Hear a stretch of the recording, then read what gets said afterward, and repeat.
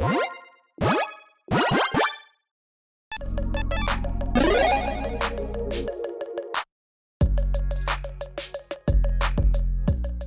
everyone, Mitch coming in from the Commander Honest studio. Welcome to the show. So in today's episode, I've got a critically underrated commander for you. This thing is, I think I said critically, I meant criminally. It is messing me up just how underrated this commander is. Let's jump into it. And this criminally underrated commander is not a criminal itself. It's Honest Rutstein. I'm not going to talk like that the whole episode. Regardless, a 3-2 human warlock for 3 mana in Golgari. Only about like 294, I think last time I checked, decks to its name. Compare that to the most popular commander out of Outlaws of Thunder Junction, which was around like 6,000 or so at this point. Yeah, like 3% of that, essentially. This commander needs more love, people. Honest Rutstein is so good, underrated, and overpowered with the right build. Here we go. 3-2 in Warlock. Again, 3 mana in Golgari. Enters the battlefield. Return target creature card from your graveyard to your hand. Creature spells you cast cost 1 less to cast. Now that ETB, recur a creature, is nice and can be very valuable, but we really care about that cost reduction. Cost reduction is so good with the right build. We can do some crazy things. And Honest Rutstein might have a little friend that can help us out. No, not a partner, because Honest Rutstein is honest and does not say partner on it, so we can't use a partner with it. That being said, Umori the Collector is coming, and here we go. Because, yes, we've got an Umori the Companion to Honest Rutstein. Umori the Collector is a 4/5 ooze for just 14 cents for this amazing art. I love it. 4 mana in Golgari, of course, Companion. Each non-land card in your starting deck shares a card type. I'm going to give you a hint. Again, Honest Rutstein says, creature spells you cast cost 1 to cast. It's creatures. As more interest about features a card type, creatures. Spells you cast certain type cost 1 less cast. Creatures. So our creature spells with our commander as well as Umori in play are going to cost, you guessed it, 2 less to cast, allowing us to do some absolutely absurd, bonkers, crazy things. Yeah, cost reduction can be very broken, and when you have more of it, even more broken. It's kind of like build your own Urza's Incubator, I guess, but as a commander-companion combination and for all creatures, not just creatures of a specific type. Regardless, this deck is incredibly crazy, incredibly off the wall, incredibly underrated, and it's also just incredibly budget-friendly. $16.37 according to Moxfield for this deck. That is going to be not including shipping or basic lands, but still incredibly budget-friendly. If you are interested in this deck, make sure you check out that deck list link in the description below. Now that said, let's jump into the tactics and talk about how we're going to take advantage of this cost reduction. And we're going to start things off with tactic number 1, free fun, because, well, we've got a lot of creatures out there that are now free. Thank you to our commander and our companion. Well, we just need one of them with Exquisite Puppet. Inquisitive, not exquisite. 0-2 Construct for a 1 mana ETB Scry 1. You can also exile if you really need to make a 1-1. Sure, if you want to do that, go for it. Most likely, though, yeah, we're just going to really take advantage of that Scry 1 and then utilize it in a different way. But yeah, basically a free Scry for each card selection. Cybermat, again, at 2 mana, we've got cost reduction 2, which means, hey, if you've got creatures that cost generic 2 mana, they're free. Cybermat is a really weird one. 2/1 robot for a 2 mana Skulk, so it can't be blocked by creatures with greater power. When it attacks, it isn't blocked. It gets +X+0 time to X number of attacking artifact creatures. So basically, if it gets through, then we count all the artifact creatures that attacked, and we say, oh, you get a giant pump effect. This can actually be a finisher, which is kind of weird because, again, we can just take out all these artifact creatures, dump them all into play, and do lots of fun things with them. Next up, Diamond Mare. Never thought you'd see this one, did you? A 1/3 horse that costs 2 mana, enters battlefield, chooses a color, probably green or black, or depending on, well, I mean, yeah, green or black. When you cast a spell the chosen color, gain 1 life. It can be dependent on what's in your hand or like what's more so in the deck. That being said, a nice additional way to just gain free life throughout the game while having a free creature in play. A Dig Site Conservator, a 2/1 gnome that you can sacrifice to exile up to 4 target cards from a single graveyard. Activate as a sorcery, so if an opponent maybe is doing like Reanimator type shenanigans, say no more to that. On top of that, when this dies though, you can pay 4 if you do discover 4. That can be quite great because, well, we've got more than one way to make this die outside of sacrificing it. Gravestone Strider. This is a 1/3 golem that has pay 1 at 1 mana of any color.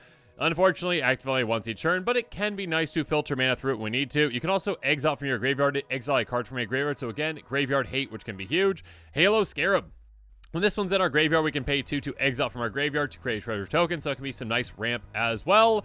You're going to notice a pattern with all these. They all cost 2 or less. Mirror Sire. When it dies, create a 1/1, so essentially we get 2 creatures for the price of 1, and the price of 1 is nothing. Again, this is free. Phyrexian Revoker, a mean, awesome card. A 2/1 for Phyrexian. ETB choose a non-land card name. Activate abilities of sources of the chosen name can be activated. This can be a very brutal card against certain types of decks out there, especially ones that revolve around the commander that has an activated ability. And be like, your commander's name. I played this for free. Next up, Salvage Mana Worker. Again, yet another way to filter mana once per turn. We've got Sanitation Automation, ETB Surveil 1. So a way to get a card into our graveyard potentially. Talk about ways to take advantage of that as well. But again, basically just a nice additional card selection tool. Scarecrow Guide. Again, a 2/1 with reach that also can help us, filter mana. Filtering mana can actually be nice, again, just to have in play, again, for free.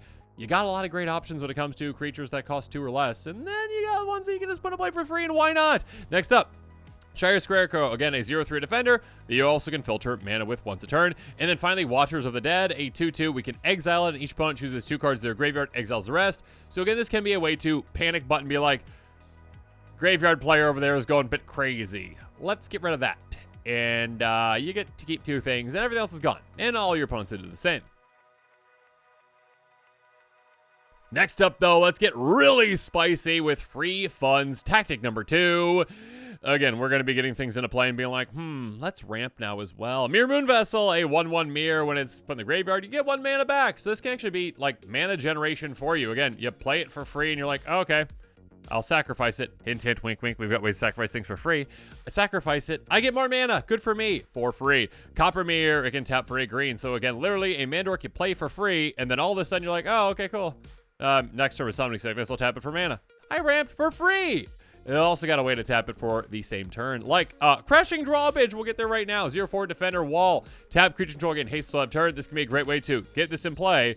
The next turn be like, oh, okay, I dump all these mana dorks out. I tap them all for mana. I played them all for free. Lovely. It's like a ritual effect. Next up, Gleaming Barrier. When it dies, you make a treasure token. So freely get a treasure. Lovely. Hedron Crawler can tap for a colorless. Vladimir can tap for a black. Mannequin can also tap for a colorless. You're going to see a pattern here with mana dorks. Then there's Milliken, breaking the pattern a little bit. Tap melee card, add a colorless. Actually, again, getting cards into our graveyard can be a very good thing for this deck. We'll find out later why. Well, I guess Old Rutstein can get them back into our hand on the ETB. But other than that, plenty of other ways. Mirror Convert. Toxic 1. That can come in handy.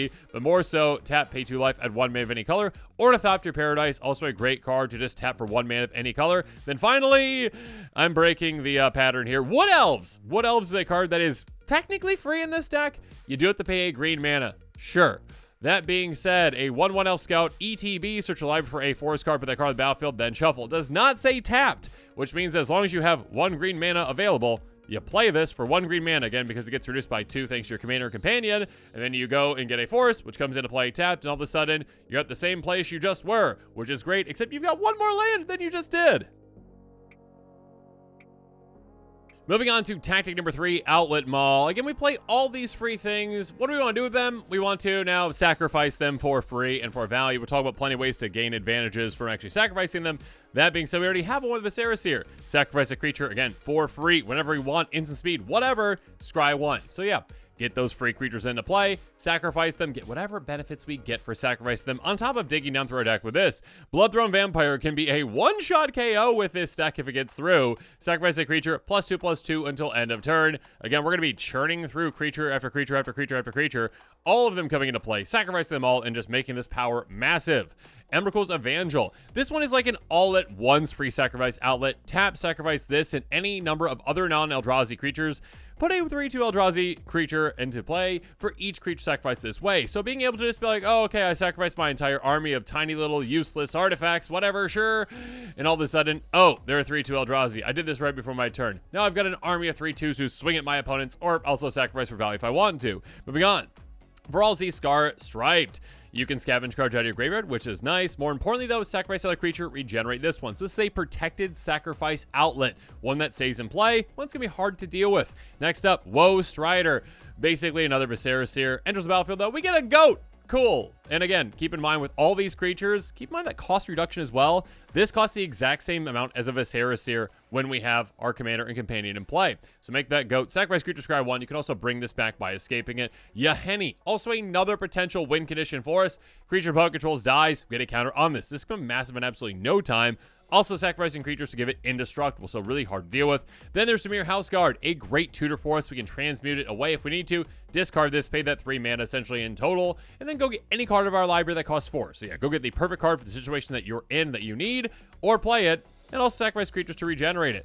And then finally, a great finisher for us as well, Flesh Eater Imp. Sacrifice a creature, gets +1/+1 until end of turn, flying. So yeah, that'd be it. Oh wait, infect. You sacrifice 8 creatures, which is so easy to do in 1 turn in this deck. You swing at a player, you hit them, and bye-bye, you are gone. Next up is we want to do tactic number 4, bring it back. Because again, we're sacrificing all these creatures. We'll talk about that value here in a bit. Okay, hold up a little bit. Let's talk about ways that we can actually get things back and right on the right direction. Timeless Witness, a 2/1 for just 2 mana in this deck, essentially. ETBs, bring back a card from our graveyard to our hand. You can also eternalize it to do that again. It can help us get back a massive card. Gravesifter can also help get back a lot of things. A 5/7 Elemental Beast enters the battlefield. Each player chooses a creature type and returns any number of creature cards of that type from their graveyard to their hand. So this one can actually, a good amount of our cards that are those artifacts, like line up like constructs, mirrors, etc., bring a lot back, and then all of a sudden play them again. Again, a 4 mana way to bring back so many things for extra value can be quite fun. Speaking of fun though, Bringer of the Last Gift with some amazing art. Just 15 cents for this card. 6/6 Flying Vampire Demon for, yes, 8 mana. But again, with this deck, it's basically 6. Enters the battlefield. If you cast, each player sacrifices all their creatures they control. Then each player returns all creature cards from their graveyard that weren't put there for the battlefield. Weren't put this way from the battlefield. So basically, yeah, Living Dead essentially, just on a card, Living Death. And being able to just say, oh, you know what I'm going to do? I'm going to sacrifice my entire board with my Viscera and then play this, and then bring all of those things back for even more value. Where your opponents are like, I sacrifice and bring, I guess, back Sakura Tri-Builder. Oh, no. Next up, the value train does not stop there. It continues on with Garricks Horde, a 7/7 beast for 7 mana. Again, basically 5 in this deck. With Trample, play with the top card of your library revealed. You may cast the top card of your library as a creature card. Having access to the top of our deck is absurd because it's going to be like, oh, creature, creature, oh, creature, oh, not a creature, okay. Sacrifice something for value, maybe scry, whatever it's going to be. Get rid of that card. Creature, creature, creature. Be able to just play things off the top of the library for free to churn into other things to get value. Once we've got our engine set up, things are going to get crazy. Next up, let's talk about that engine. So let's move on to tactic number 6. Can you dig it? Yeah, the Warriors. Okay, anyways. Phyrexian Vivisector. That's a movie, not the creature type. A 2/2 Phyrexian human for 2 mana in black. Whenever a creature you control dies, scry 1. Not card advantage, but can be amazing card selection. Just digging down into our deck, getting what we need, essentially. Setting ourselves up for success. Next up, Sarenth Steel Seeker, a 1/2 Human Artificer Scout for 2 mana. Artifact enters the battlefield controlling the top card of your library. It's a land card. You may reveal it in your hand. If you don't put in your hand, you may put in your graveyard. So again, basically surveil with that. But also, hey, if you hit a land, it's basically a card draw. And again, keep in mind, a lot of our amazing low-to-the-ground creatures that we cast for free are artifacts. So yeah, we're going to be getting a lot of value out of that. Catacomb Sifter, a 2/3 that has enters the battlefield. You make a 1/1 Scion. Cool. Little thing you can sacrifice for mana if you want. When another creature you control dies, scry 1. Keep in mind, that does not say non-token. And actually, neither did the Vivisector, too. So those scry ones can go really bonkers when we're sacrificing things that maybe make other things. We'll talk about those here in a little bit. But yeah, being able to dig down our deck is nice. Grim Haruspex does say non-token, which is kind of understandable, maybe, but whenever another non-token creature control dies, draw a card. We're completely fine with that. Oh my goodness, the amount of card advantage we can get out of this. Again, we play cards off the top of our library for free. Play cards from our hand for free. Play them from wherever for free. Sacrifice them for free, for value, and then also dig down further in your deck. So you can get more of those creatures to dig down further in your deck, to get more of those creatures to maybe bring them back. You see what's going on here. Next up, Liliana's Standard Bearer. Yes, please. Enters the battlefield, draw X cards, or X the number of creatures that died under your control this turn.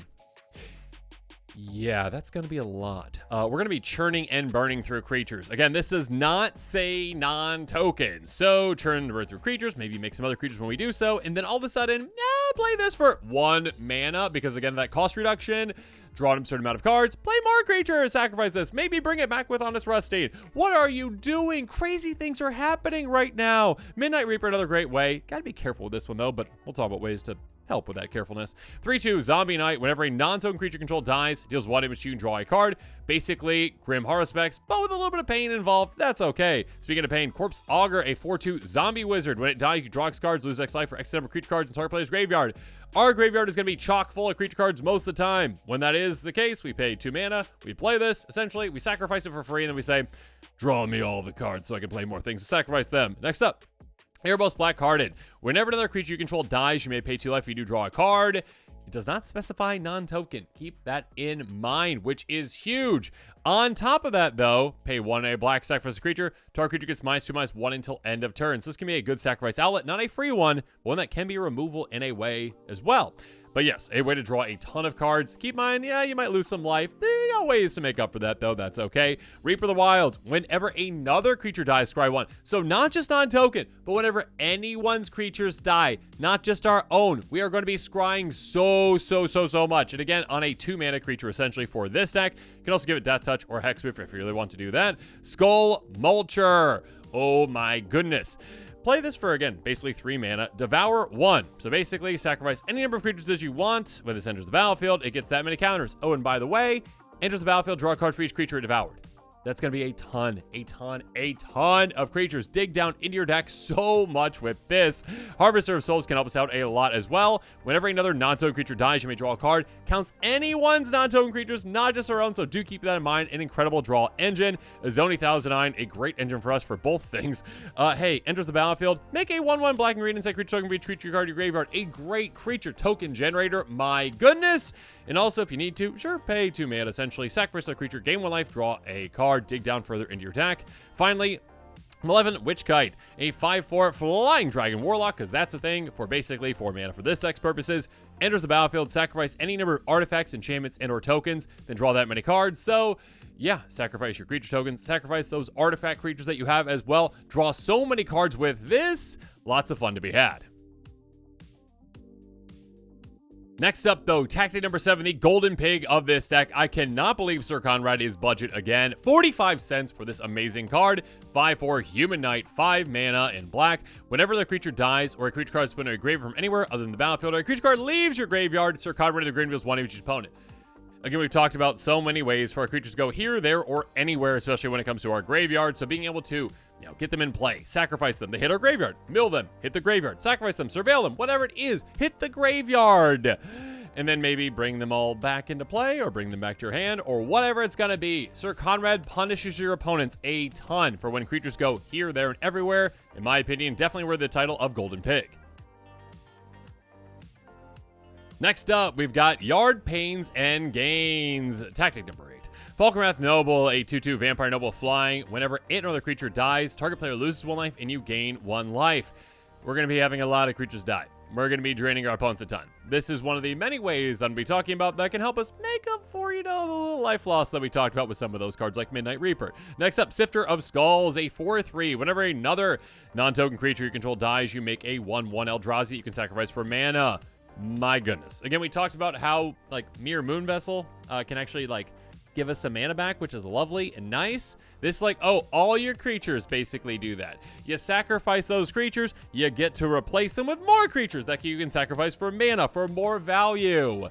And you can also punish your opponents even more with more and more creatures dying. Next up, Vindictive Vampire. Speaking of which, whenever another creature you control dies, deals 1 damage to each opponent, you gain 1 life. Yet another way to pad our life total. Ogre Slumlord. Whenever another non-token creature dies, including our opponents, keep that in mind, not just ours, you make a 1/1 rat.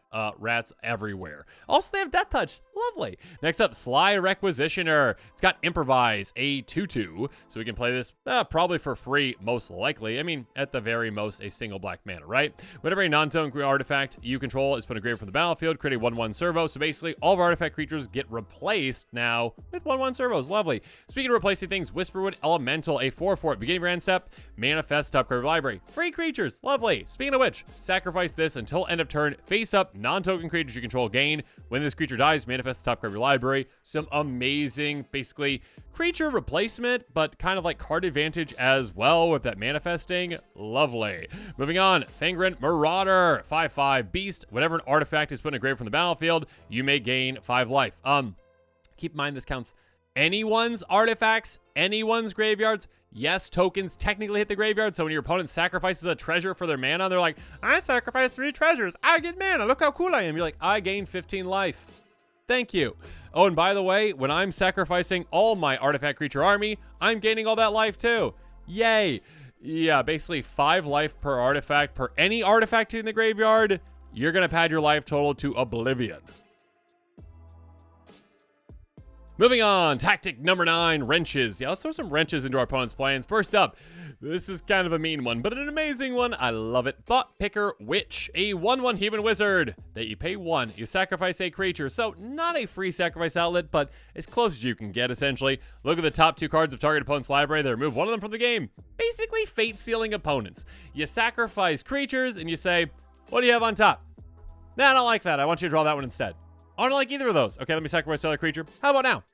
Okay, cool. Oh, yeah, being able to set yourself up for success is nice, but also setting your opponents up for failure is another way to win the game as well. You kind of at some point can maybe lock your opponents out of the game a little bit when you're like, you get another land. You get another land. You get another land. You get another land.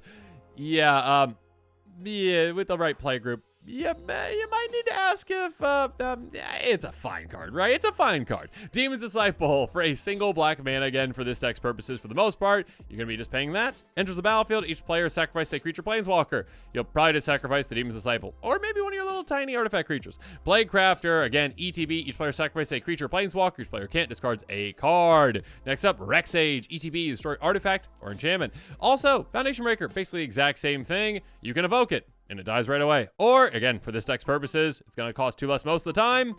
You can just play it for 2 mana as well and keep it in play. Then there's Sky Fisher Spider. Speaking of that, 2 mana, basically 3/3 Reach Spider. ETBs, you may sacrifice another creature. When you do, destroy target non-land permanent. When it dies, you may gain 1 life for each creature card in your graveyard. If you do, exile from your graveyard. You can gain an absurd amount of life with this when you need to. Phyrexian Plague Lord, yet another free sacrifice outlet for us. It's an amazing one.